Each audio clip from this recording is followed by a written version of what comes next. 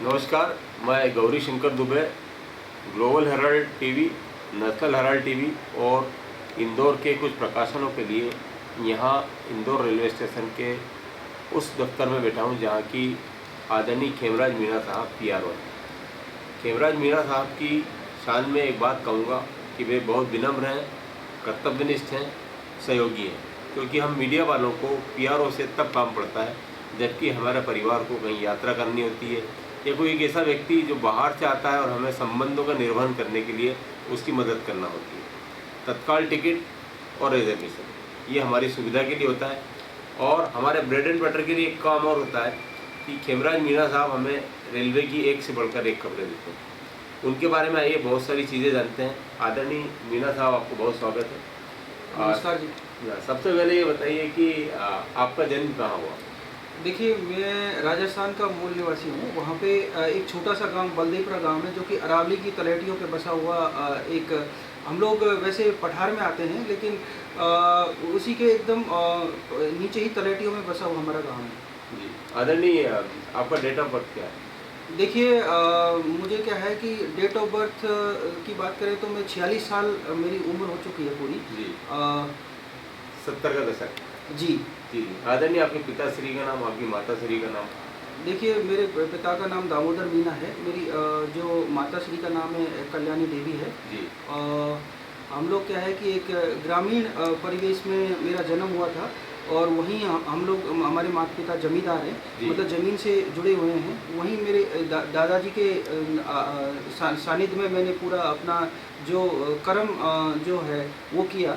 और एक जगह है गंगापुर सिटी। जी जी। वहाँ पे वहाँ बहुत पॉपुलर है और क्योंकि ये दिल्ली और बॉम्बे रूट पे बीच में पड़ता है, तो इसके जो बीच में हमारी कर्म भूमि मान सकते हैं इसको, क्योंकि हम लोगों ने वहाँ मेरे दादाजी के साथ में शुरू से ही, जैसे बचपन से ही मेरी जो पढ़ाई 8th के बाद में गांव से बाहर हुई, तो गंगापुर सिटी एक शहर है, वहाँ पे मुझे बाहर पढ़ने का मौका मिला हायर सेकेंडरी स्कूल में गंगापुर सिटी में। तो कहीं कहीं मेरे दादाजी ही इस चीज़ के लिए मुझे लाए शहर में और ख़ुद लाके, और ख़ुद भी मेरा दादी को लाके और भैंस साथ में लाए और वहीं मेरे लालन पालन किया। इंटरेस्टिंग। आदरणीय खेमराज मीणा साहब, यहाँ उत्सुकता इस बात की बढ़ जाती है कि आपके दादाजी का नाम क्या है, दादी श्री का नाम क्या है, और क्या वो शुद्ध सात्विक थे जो भैंस को ही श्री गंगानगर ले गए? वो मेरी वजह से ही लेके आए, क्योंकि वो चाहते थे कि मेरा बच्चा अच्छे से, मतलब मेरा जो पोता है अच्छे से पढ़े और अच्छे से हेल्दी रहे और अच्छे से उसमें पढ़े। इसीलिए उन्होंने एक टारगेट रखा कि सिर्फ मेरे लिए ही वो गांव छोड़ के और शहर आए, क्योंकि और वहाँ पे ज़मीन थी पहले, तो उसमें एक घर बनाया। इसके बाद में मुझे अपनी पढ़ाई के लिए स्पेशली वो चाहते थे कि मैं एक काबिल आदमी बनूं, इसके बाद में एक अच्छी सरकारी सेवा में या कहीं पर जाकर अपना दादा दादी का नाम करूं। और मेरे जो दादा का नाम था आनंदी पटेल, मेरा दादा का नाम है, और मेरी दादी का नाम बत्तो देवी था। अभी दोनों नहीं है, क्योंकि दोनों ने मेरी जो परवरिश की थी माता पिता की तरह की थी, और पूरी तरह से उन लोगों ने मुझे माता पिता ही, मैंने उनको समझा, और उन्हीं के जो हो सकता है कि उन्हीं के विचार से मैं प्रभावित होके और आगे मैंने जो भी अपना जीवन और कैरियर जो संवारा, और उन्हीं के मद्देनज़र मैंने आगे अपना जीवन बनाया। जी, ऐसा बोल सकते हैं कि आज आप इस कुर्सी को सुशोभित कर रहे हैं तो माता पिता के बजाय दादा दादी का बड़ा योगदान?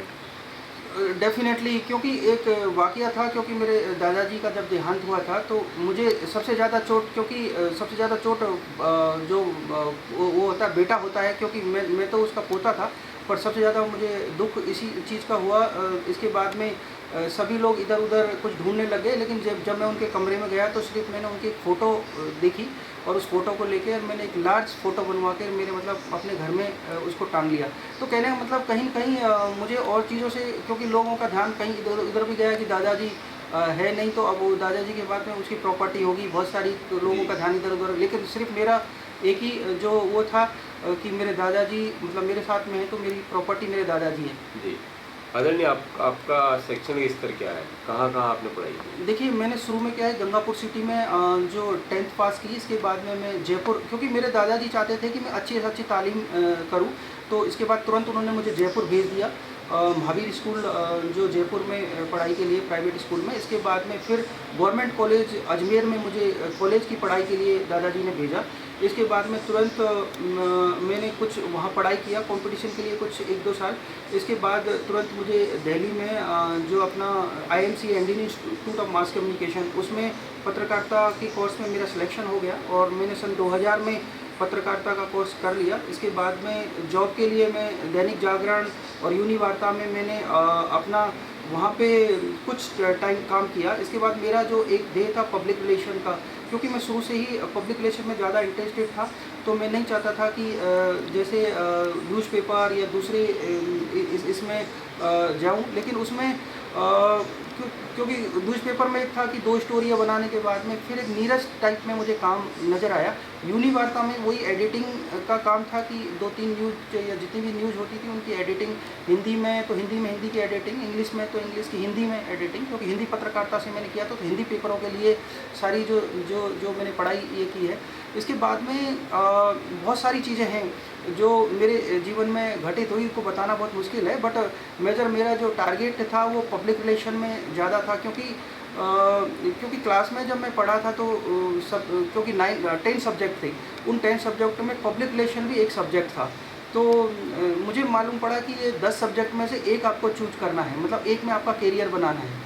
तो मुझे इसी में ज़्यादा इंटरेस्ट लगा और मैं इसी फील्ड में आगे गया। फिर जब गवर्नमेंट जॉब में मैं आ गया, इसके बाद में मैंने पीछे मुड़ के नहीं देखा। आदरणीय, ये सब प्राप्त करने के बाद आपको इस बात का मलाल है कि आप दादा-दादी के लिए वो नहीं कर पाए जो सपने आपकी आँखों में तैर रहे थे? देखिए, सपने क्या है कि हमेशा बढ़ते रहते हैं, लेकिन दादा-दादी जो है वो जब मैं इस सेवा में आ गया था तो बहुत खुश थे, और वो चाहते थे कि हम जो चाहते थे हमारा पोता वो कर पाया, और दुनिया में उनको प्राउड भी था इस चीज़ का, और सारी चीज़ संपन्न होकर देखते हुए वो चले गए। पर आगे की जो चीज़ें दादा-दादी के लिए करने की बात है, तो वो तो हमारे उसमें उन्हीं का आशीर्वाद है कि मतलब इतना मैं मुकाम हासिल कर पाया, और जो भी कोई चीज़ मैं आगे जो डेडिकेट करूँगा, जो भी कुछ मुकाम हासिल करूँगा, तो सिर्फ़ उन्हीं का नाम उसमें रहेगा, क्योंकि मैं अपना अगर कोई घर या बंगला या फिर कोई दूसरी ऐसी चीज़ें बनाता हूँ तो सबसे पहले दादाजी का नाम ही उसमें रहेगा। बाकी अभी हाल में ही मैंने कुछ चीज़ें जो है वो दादाजी के नाम ही डेडिकेट की है, तो मतलब आने वाले टाइम में उन्हीं के वजह से मैं ये काबिलियत मैंने प्राप्त की। इंदौर रेलवे स्टेशन जनसंपर्क अधिकारी के पहले आपने इस पद को और कहाँ सुशोभित किया? देखिए, इससे पहले मैं बड़ौदा में था। इससे पहले शुरू में तो मेरी जो पोस्टिंग थी वो चेन्नई थी, एज ए शुरू में रेलवे में।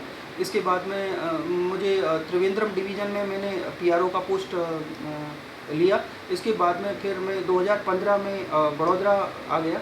इसके बाद 5-6 साल सर्विस के बाद में मुझे अभी हाल में ही पोस्टिंग यहाँ पे मीन्स एटलीस्ट क्या है कि मुझे 1 साल पूरा हो जाएगा 27 जुलाई को। जी, इंदौर आए हुए आपको ज़्यादा दिन नहीं हुए, फिर भी इस शहर के लोगों का व्यवहार, इस शहर की खासियतें आपको क्या दिखाई दी? देखिए, ये जो शहर है वो एकदम ही डिफरेंट है, क्योंकि और शहरों से क्या है कि एक कल्चर जो होता है इसमें मिक्स कल्चर है, तो यहाँ आने वाला लोग कहीं है मिक्स हो जाएगा। और दूसरी बात, यहाँ का जो लोग हैं बहुत ही मीन्स नेचर से एकदम अच्छे हैं, और सफाई की बात की जाए वो तो है ही पूरा मतलब अगर इंटरनेशनल लेवल पर भी माना जाए तो, क्योंकि लोग खुद जागरूक हैं। ऐसी सफाई तो डिफरेंट डिफरेंट चीज़ें होती है, बट यहाँ की जो सफाई है वो लोगों की जागरूकता जी। है। बाकी मुझे नहीं लगता कि सफाई तो सभी जगह होती है, गवर्नमेंट भी करती है, सब वो करती है, लेकिन जैसे ही ये सारी चीज़ें कचरा वाला ये लोग आते हैं निकलते हैं रास्ते में से, तो लोग उससे पहले अपने घर में कचरा लेके खड़े हो जाते हैं। तो एक और दूसरा लोग खुद जागरूक हैं और ये चाहते हैं कि ये शहर साफ रहे, तो इसीलिए शहर साफ है, क्योंकि सिटी दो दो पार्टों में है सिटी, एक तो पुराना और एक नया। अगर शाहजीगंज की साइड में अगर माना जाए तो पुराना इंदौर हो सकता है, मतलब मेरा मानना है, और एक तरफ रेजिडेंसी एरिया बड़े बड़े मॉल्स आपको नज़र आते हैं, तो वो एक नया इंदौर हो जाता है। बट मेजर जो इंटरेस्टिंग पार्ट है वो सियागंज वाला ही है, और वो इतनी कंजेस्टेड होती हुई भी साफ़ सुथरा कैसे, सबसे बड़ी चीज़ यही है, क्योंकि वहाँ तो लोग आते जाते हैं, हमेशा सामान खरीदते हैं और लेके जाते हैं, होलसेल का बहुत सारा बाज़ार है बहुत बड़ा। बट मेजर क्या है कि वहाँ पे भी आपको शाम 2-3 टाइम साफ़ सफाई हो ही जाती है, तो इसलिए उसको मेंटेन करना सबसे बड़ी चीज़ ये है कि सफाई को मेंटेन करना, वो तो ये इंदौर का जो वो और शहरों से अलग करता है। और जो पहले से ही रेजिडेंसी एरिया है, मॉल, वो तो साफ़ सफाई होंगे, क्योंकि वो तो सड़कें पहले से ही बनाई, मतलब अभी बनाई हैं और नई चीज़ें बनी हैं, तो वो अपने हिसाब से ही सफाई के स्तर से ही बनी है। लेकिन जो पुरानी चीज़ों को जो संवारना है, किस तरह से उसी चीज़ को किस तरह से साफ़ करना है, वो आई थिंक इंदौर से सीखा जा सकता है दूसरी जगह। ये दिल्ली, मुंबई, चेन्नई, कोलकाता, बेंगलुरु, पुणे, हैदराबाद, ये ऐसे महानगर है जहाँ का व्यक्ति आकर इंदौर में नहीं बसना चाहेगा, लेकिन ऐसे बहुत सारे लोग हैं, खासकर मालवा निमाड़ के, रेस्ट ऑफ एमपी के, राजस्थान के, उत्तर प्रदेश का तो यहाँ बहुत बड़ी तादाद है, बिहार की है। तो कई लोगों के लिए इंदौर दूसरा घर होता है और उनका एक सपना होता है यहाँ घर बनाया जाए। आपके दिमाग में कभी इस तरह का ख्याल है कि साफ़ सफाई देखकर? देखिए, ये तो पड़ोसी शहर है, क्योंकि हम लोग अपने गंगापुर सिटी में बनाए घर, यहाँ बनाए, ज़्यादा फ़र्क नहीं लगता, क्योंकि ये तो एकदम नेबर में ही है, पड़ोसी है, और कल्चर भी सेम है। और दूसरी बात, यहाँ का जो टेस्ट है वो और दूसरी जगह से, क्योंकि यहाँ पे पूरा फील्ड है, पूरा फार्म है बड़े बड़े, इसकी वजह से हो सकता है। और अभी लोगों को क्या है, अभी इतना कॉमर्शियल वो चीज़ों से है, लेकिन खाने पीने की चीज़ों से अभी कॉमर्शियल नहीं हुआ है ये, तो इसीलिए शायद अभी हाल में ही इसको कुछ प्राइज़ भी मिला है, गुड ईट टू कुछ करके, तो वो एक अच्छा साइन है कि वो भी एक क्योंकि सबसे पहले खाने की चीज़ें ही पे ही देखी जाती है, क्योंकि सारे जब महानगरों में कॉमर्शियल हो चुका है, तो बहुत सारी चीज़ें, क्योंकि अच्छा ऑयल और अच्छा जो भी पदार्थ है वो मतलब देना एक बहुत अच्छी चीज़ है। सर, अब मैं आपसे छोटे सवाल करूँगा, उसके छोटे ही जवाब चाहूँगा। आप फिल्में देखते हैं? जी, मैं देखता हूँ फिल्में। आपने आखिरी फिल्म कौन सी देखी? देखिए, मैंने श्रीदेवी की एक फ़िल्म थी, आई थिंक इंग्लिश मीडियम, जी। वो देखी थी। इंग्लिश सॉरी, इंग्लिश अच्छा। मीडियम नहीं, इंग्लिश मीडियम कोई दूसरे हाँ, उसकी। आपकी दूसरी, आपकी ऑल टाइम फेवरेट मूवी कौन सी है सर? एक मेरी मूवी थी, उसमें क्या बोलेंगे उसको, परवेश रावल और उनकी एक फ़िल्म थी, वो भी काफ़ी पॉपुलर फ़िल्म थी। उसमें ज़्यादा ओह माय गॉड! कॉमेडी थी पूरी तरह से। अच्छा। उसमें तो अजय देवगन भी थे और काजोल भी थी? नहीं, उसमें कोई लॉटरी थी।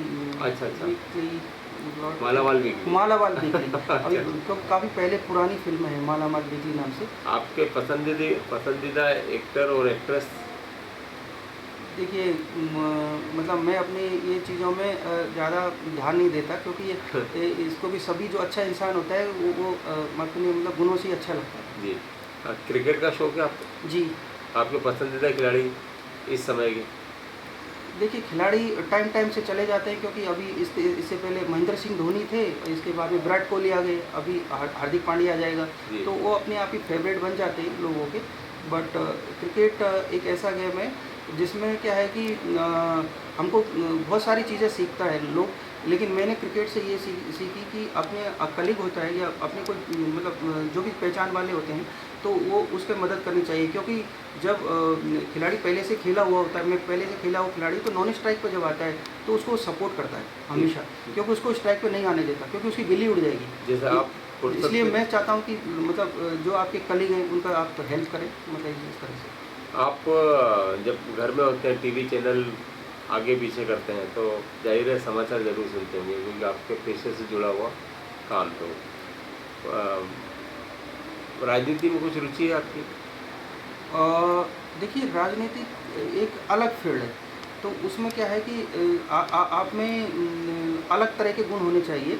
बट क्या है कि राजनीति में जाने के बाद में गुण चेंज भी हो जाते हैं, बट मैं चाहता हूँ कि किसी न किसी तरह से बिना राजनीति भी लोगों की सेवा करी जा सकती है। सर एक बात बताइए कि मौसीकी से हर व्यक्ति का संबंध होता है, जी संगीत से, तो आपकी पसंदीदा गायक और गायिका?